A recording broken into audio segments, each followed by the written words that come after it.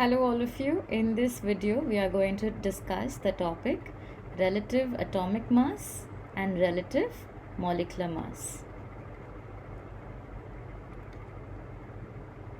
The first topic we'll start with is the relative atomic mass.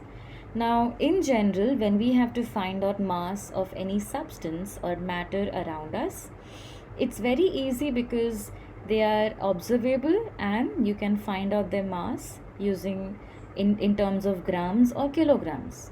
But atoms are extremely small and they're extremely light, right? Because of this nature of atoms, we cannot take atoms and weigh them in a weighing scale. Okay, either in a digital or a physical balance, we cannot weigh atoms. So we need to use certain indirect methods to calculate the mass of atoms. So what are these indirect methods? The indirect method which is used to find out the mass of an atom is by taking a standard. We take an element such as hydrogen, which is one of the lightest elements known to us, right? It is the lightest element. Also, it is the first element in the periodic table. It has only one proton and one electron. Okay, it has only one proton and one electron. The mass of hydrogen is because of the number of protons present, because as we have studied in atomic structure, electrons have negligible mass. So the first indirect method which was used was taking hydrogen as the standard, and the mass of hydrogen was compared to the mass of a certain element in which you are interested in.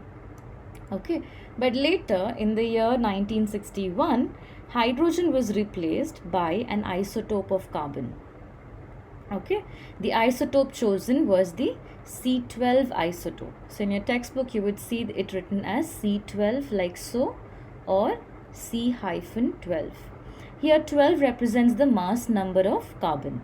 Alright, so this isotope of carbon was taken because mass of one atom of a C12 carbon atom was exactly equal to 12.0000 up to 4 decimal places. Okay, which is why we have taken carbon as the standard, especially the C12 isotope of carbon. Alright, now what is the definition of relative atomic mass? In short, I'm writing relative atomic mass as RAM.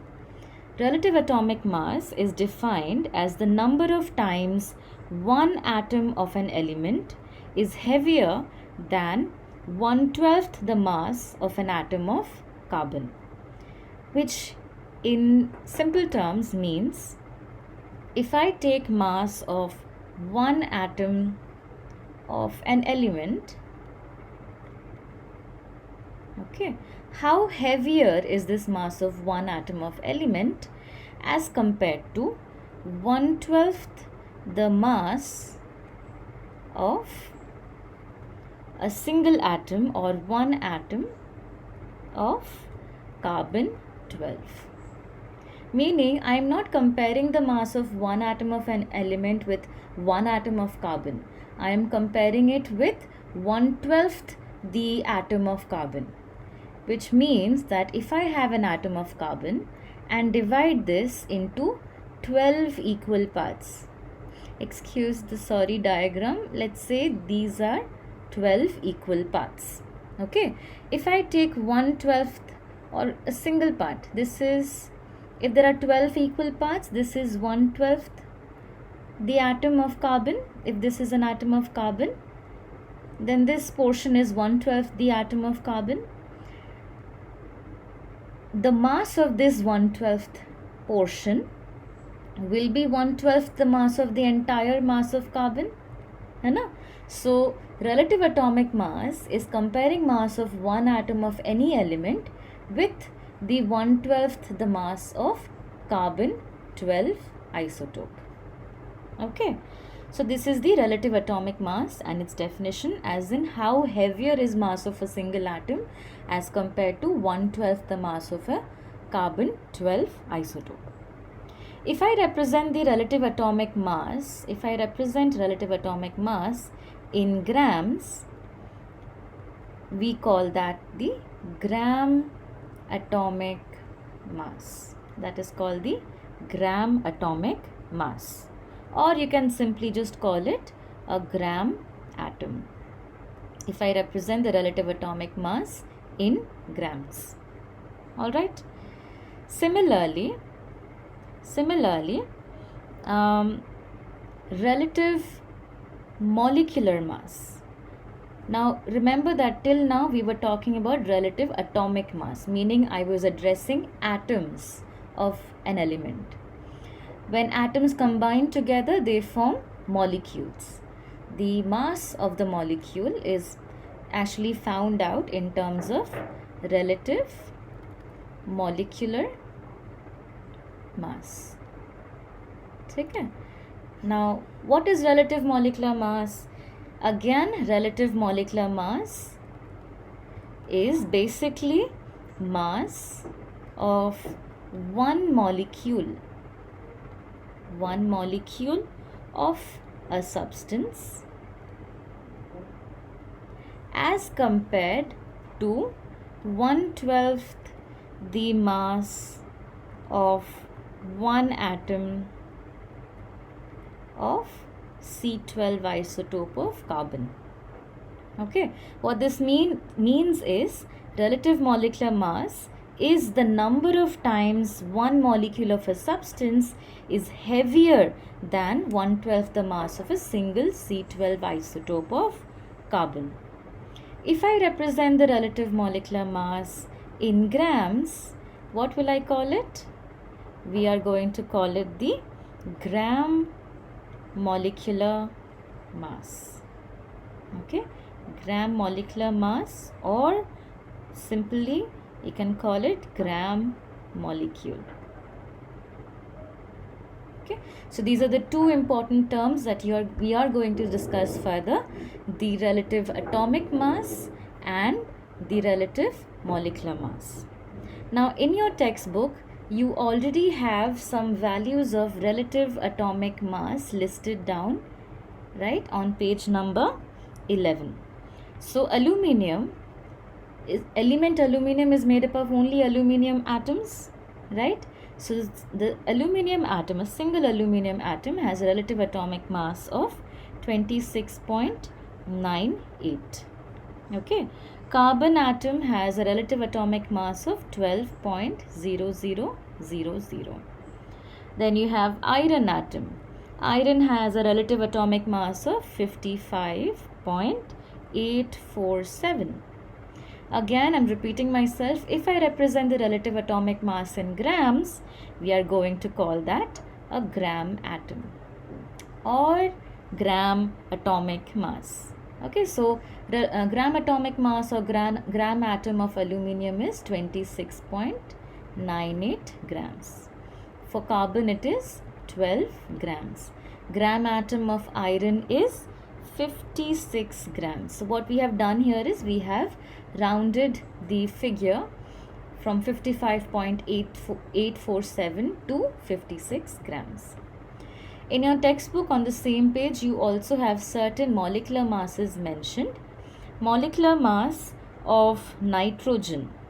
Now remember, nitrogen atom does not exist on its own. It actually exists in the form of molecule, which is N2. A molecule of nitrogen has two atoms of nitrogen. Alright, the relative molecular mass of nitrogen can be calculated up to 2 or 3 decimal places, and its value is 28.014. Okay, the relative molecular mass of chlorine. Chlorine is also a non-metal which is diatomic. So Cl2 has a relative molecular mass of 70.906.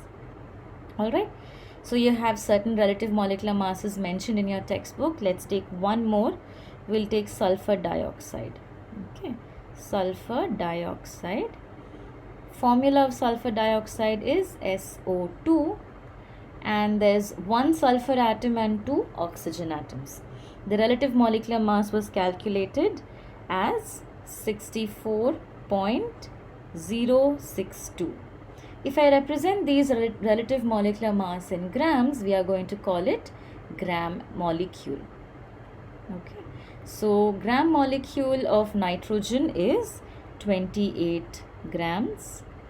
For chlorine, it is 71 grams, and for sulfur dioxide is 64 grams. Whenever we are writing the gram molecule or gram atom, we usually tend to round off the figures. So we can actually round off this figure 26.98 to 27 grams actually. Okay, 27 grams. Now you must have noticed previously that the relative atomic mass I said is mass of one atom of carbon with respect to 1/12 the mass of one atom of carbon. Now you need to remember that when we are writing the relative atomic mass, it is mass, right? So it should be followed with a certain unit, correct? So the unit which is used, it's definitely not grams or kilograms, but we use the unit AMU. Okay, so the unit for the relative atomic mass is AMU. Alright, so what does AMU stand for? AMU stands for atomic mass unit. Okay, it is also represented as, it is either represented in small as AMU or it is represented as small u, which is called the unified unit. Alright, what does AMU mean? 1 AMU is defined as 1/12 the mass of a carbon atom. Carbon 12 atom, that is a C12 atom. Okay, that is a definition of 1 AMU. So when I was writing the atomic weight of oxygen, if I write atomic weight of oxygen, or if I write the atomic mass, relative atomic mass of oxygen as 16.000, the unit used is AMU, 16.000 atomic mass unit. What this means is that the weight of oxygen atom is 16.000 times heavier than a carbon, than 1/12 the mass of a carbon atom. Okay, so it is 16.000 AMU, where on the same scale where the mass, the relative atomic mass of carbon is equal to 12.000 AMU. Alright, so relative atomic mass of oxygen or of any element is represented as AMU. Relative atomic mass is more commonly known as atomic weight. Okay, so atomic weight is the other name for relative atomic mass, and relative molecular mass more commonly is known as the molecular weight. So when I use the word molecular weight, I am referring to the relative molecular weight, and when I say atomic weight, I am referring to relative atomic mass. Okay,